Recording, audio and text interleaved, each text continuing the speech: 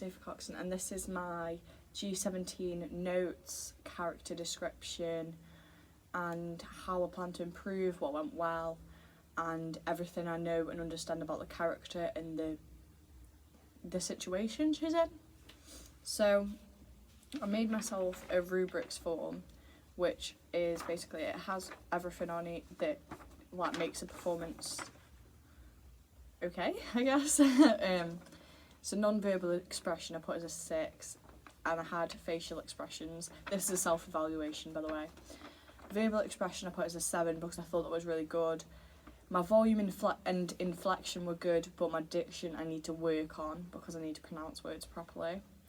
My blocking was 4, I put as a 4 because I haven't really blocked it. I've done a little bit of blocking to do with it-ish, like I just need to like picture where she is in my head and put myself in that place, which I plan to do with a Stanislavski technique, which is where you get to the most relaxed state and then do your first, second and third personal circle. So your first circle is what you're feeling, how, like, what's going on with your feelings, emotions, expressions, all of that. Your second circle is what's going on in the room that you're in, what noises you're hearing, sounds, like go through all the senses. And the same with the third circle. The third circle is when you're the third circle is outside of the room that you're in. Like, what can you hear, what can you see, like you maybe might see some birds and stuff like that. So you do your own, and then you sit still for 5 minutes, close your eyes, and imagine what this character's first, second and third circle will be. So it puts you more into character. I think that technique works best for me because I've tried quite a lot, and that seems to be the one that's consistent. I thought my concentration was an 8 because I thought it was really, like, I thought my concentration was just there, like, I didn't lose my line, no, I didn't break character when I lost my line. I just thought about it, I went, like, I can concentrate on what I'm doing, where I am, and what I'm, yeah. My preparation I put as a 5, purely because I haven't completely finished blocking it yet. And I need to do that before I perform that. So I'm going to work on that for next time. My attitude I put as a 10 because I have worked on the assignment and I have worked to achieve it. I have learnt the whole monologue.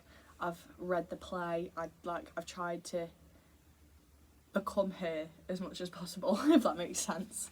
I put my stage presence as an 8 because I'm comfortable on stage and I try my best to draw people into the scene. I think I do well at that, but someone else, like, I've asked about 5 people, 3 people have said yes, like I draw you into the scene, and 2 have gone no, like I got bored, but I don't know, yeah.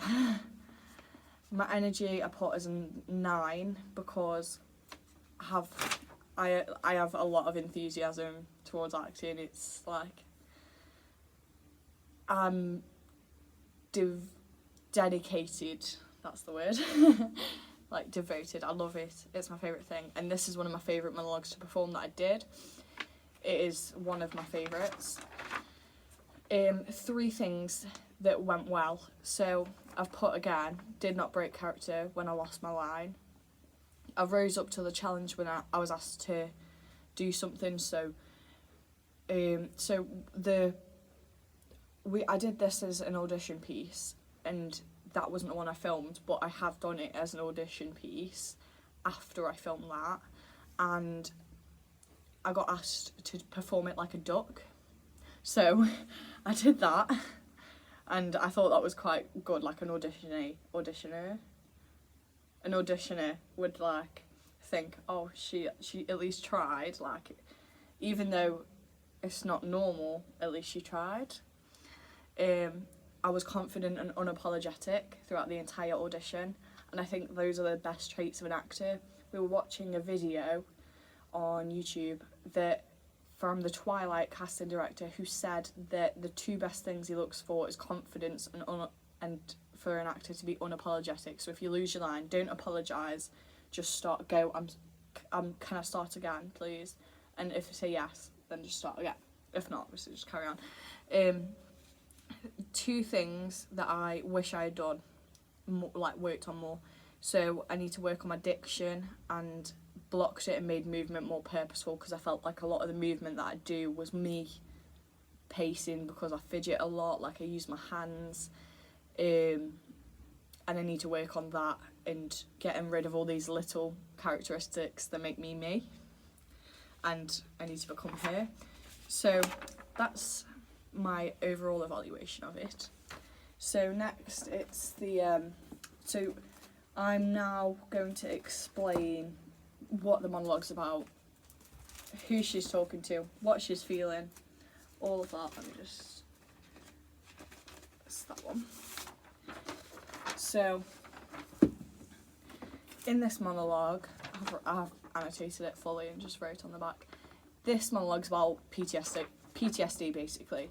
Lady Percy, I originally thought it was Hotspur, but no one really knows whether it's Percy or Hotspur. We're all a bit confused at that. So her husband, Harry, or Lord Percy or Hotspur, is experiencing PTSD from the war, and he's basically just like shrugging her off, like saying, "Oh no, I'm fine," like pretty much like neglecting her as a wife because he's got PTSD, but no one knows it. He doesn't know it himself.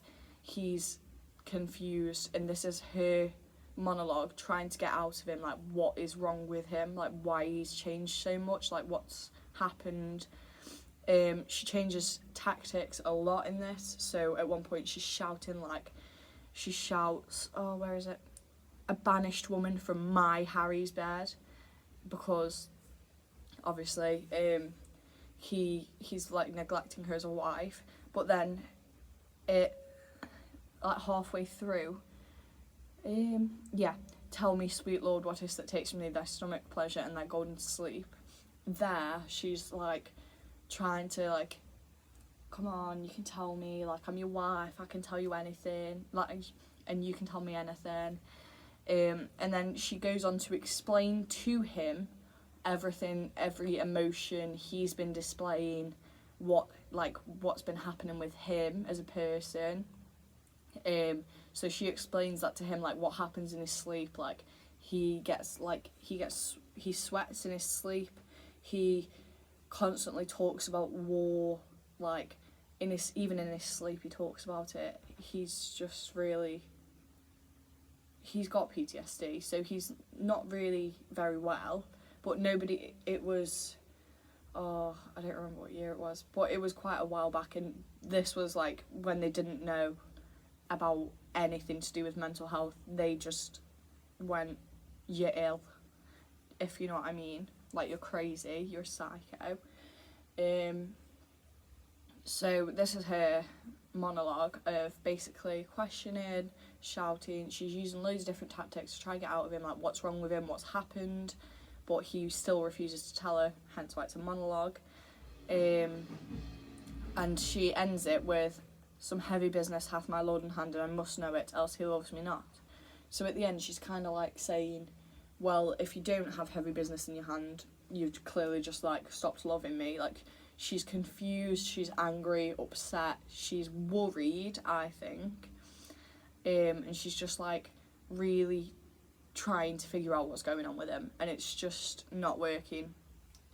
The iambic pentameter in this is so usually in Shakespeare there is 10 beats per line. Sorry, I forgot to mention it was Lady Percy / Hotspur's monologue from Henry IV, Act 2, Scene 3. Just thought I'd drop that in there. So with Shakespeare, usually it's 10 beats per line, and if it's not, there's a reason. Like, it's not out of the blue.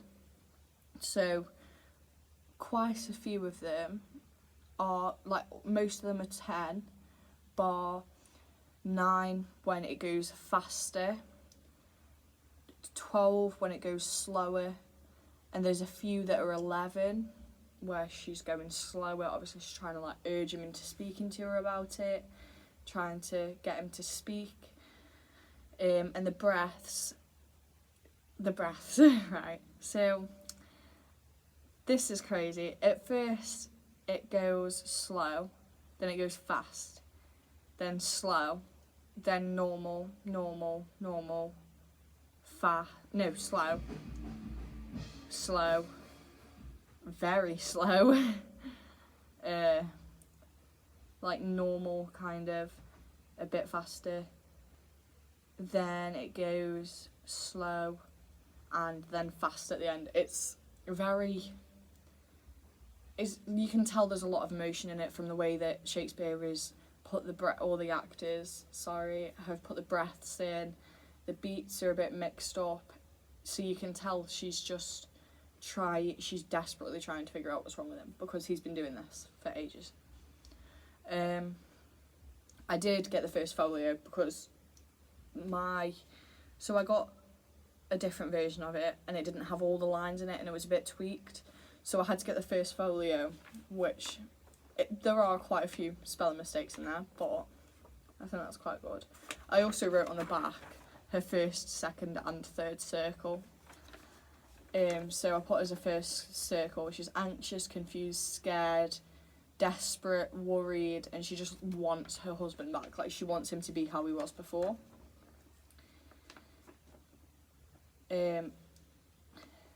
I thought second circle, instead of putting like silence, I feel like she could hear him murmuring, like shrugging it off, like whatever, kind of. And her third circle, I put like people speaking, nature, a few other things. So that will help me get into character more, because I do need to work on that. Yeah.